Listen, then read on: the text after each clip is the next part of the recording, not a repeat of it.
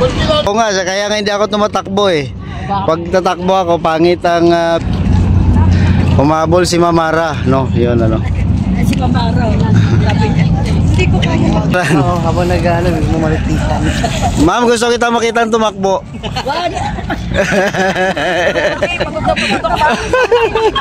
Good morning sa inyo, grabe exercise to. Bilib ako mga senior ang kasama ko. Yun nga lang, nasa likod kami kanina ng ambulance. Kami magsisave sa ambulance. So, Magandang umaga. Ayun. Nandito po tayo para suportahan ng Takbo One movement para sa kalikasan. Siyempre, konting sakripisyo para maging maganda at mapanatili nating maayos ang kalikasan natin. So sana suportahan po natin. Tara, takbo na po kayo dito. Diba, bibilisan ko na ba? ako may iwan. Oo, pagod na pagod ah.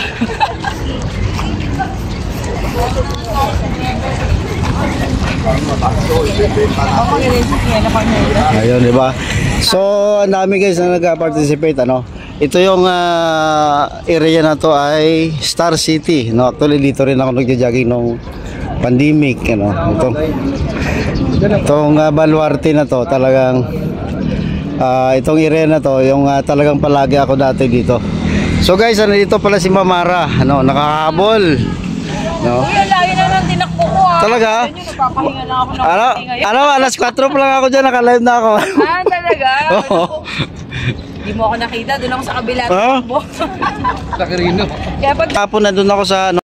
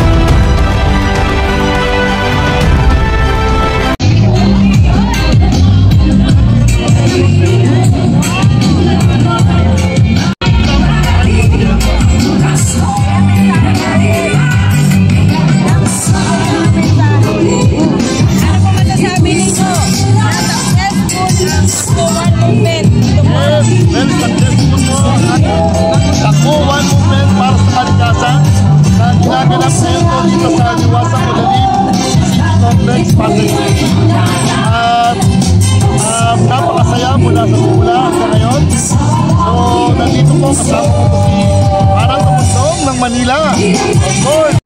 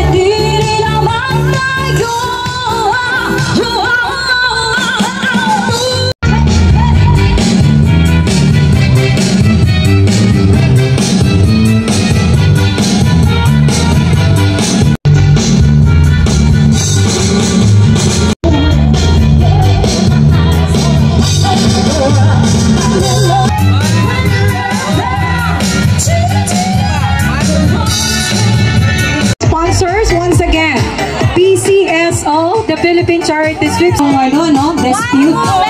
Okay, we will have the awarding of our winners. Yeah, let's... Para sa kabutihan at ikauunlad. Walang trabaho, walang matirahan.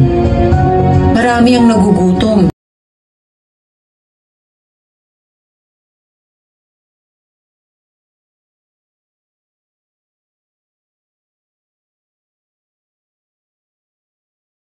Ayan, maraming salamat. Ganito pala yung pakiramdam na sabitan ka ng medalya, ano po? Medalya ng pagkakaisa at pagmamalasakit para sa kalikasan. Maraming salamat! One Movement! At syempre, maraming salamat po sa pagtangkilik ninyo sa advocacy po ng Takbo One Movement para sa kalikasan. Alam po ninyo, ito po ay isang magandang paraan para ipakita po natin sa bawat isa sa Pilipino, sa Pilipinas na tayo po ay nagkakaisa para sa iisang layunin. At ang layunin po na ito ay masiguro natin na pati ang ating mga anak at mga apo na sila ay magkaroon pa ng tunay na kinabukasan sa Maynila! Aba, syempre, nung ako po ay bata, dito po ako natutong mag-bike. Dito po ako natuto na magkaroon po ng pagmamalasakit sa kalikasan dahil ito pong lugar ng PICC. Ito po yung lugar na kung saan pag gusto mo mag-bike, gusto mo magpa-araw sa umaga, mag-exercise, tahanan kundi pagmamahal sa labas para sa ating kapwa at sa kalikasan na sana po ito ang maging daan na tayo po ay mamulat na alagaan ang ating kalikasan dahil baka mamaya yung mga susunod na henerasyon wala nang abutan kung hindi po natin ito gagawin ngayon. Kaya palakpakan po natin ang bawat isa. Congratulations po sa mga tumakbo at naglakad. Ang mahalaga, nandito po tayo para suportahan at ipakita natin ang tunay na pagmamahal. Thank you so much! Ayan! Okay, ready na kayo? Sasabihin ko muna on behalf of the officers, board leaders, and president of different alliances of One Movement and our special guest, kami po ay taus-pusong bumabati ng Happy Birthday, President Bongbong Marcos Jr. Sabay ito kanta. Ready na kayo? Okay. On behalf of the officers, core leaders, and president of different alliances of One Movement, together with our special guests and friends, kami po ay taus-pusong bumabati po ng Happy Birthday, President